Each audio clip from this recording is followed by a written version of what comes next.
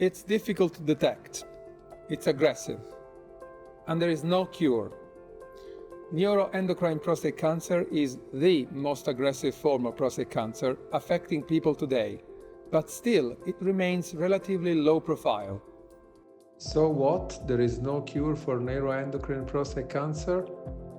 So neuroendocrine prostate cancer, unfortunately, is incurable, and most patients live less than 1 year after the diagnosis.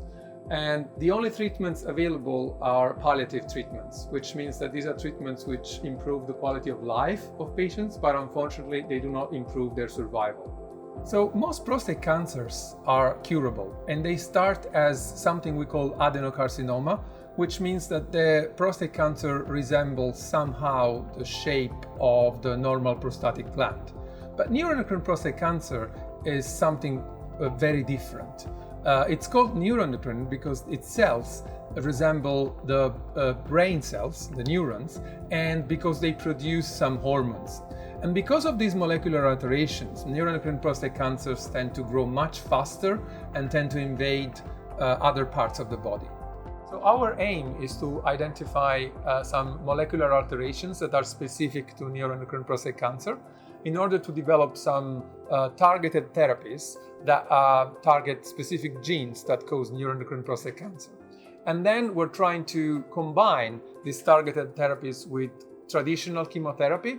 For example, we have a Prostate Cancer UK funded grant to do that in order to improve the efficacy of traditional chemotherapy. So we are very well equipped at the OU because we have acquired some state-of-the-art equipment which allows us to grow the cells in the specific microenvironment that surrounds them within the tumor. And that's very important to measure accurately the efficacy of new treatments. So what difference will this make to finding a cure for this form of prostate cancer?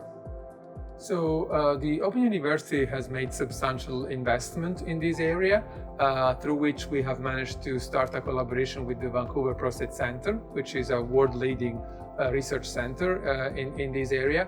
And also we've obtained knowledge transfer funding, which has allowed us to start a collaboration with Valrix, a UK-based life science company, which has approached us to model some cell lines.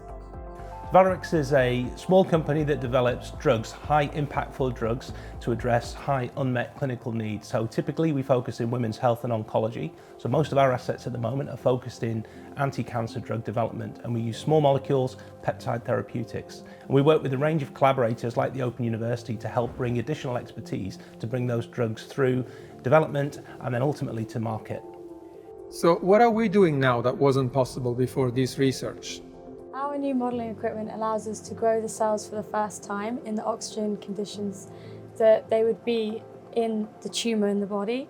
Prostate cancer specifically is a hypoxic disease, so hypoxia is like less than 2% oxygen usually. So this chamber allows us to maintain that concentration so we can work on the cells. So this chamber allows us to mimic those oxygen concentrations observed in the tumour, and we can grow these cells in the chamber at these concentrations and compare our data to the cells grown in normal conditions. And this allows us to look at the molecular profiling in both and see what sort of differences there are and hopefully lead to treatments in the future. So a key point for working with the Open University is the additional expertise that they can bring. We're a small company and we've got our own particular skill sets. So for example, we have a biobank of patient-derived cell models. Those cell models are really important because they represent closer to patient systems that we can test drugs in. And what we've been doing with the Open University is to develop those cell models into and characterize them in prostate cancer.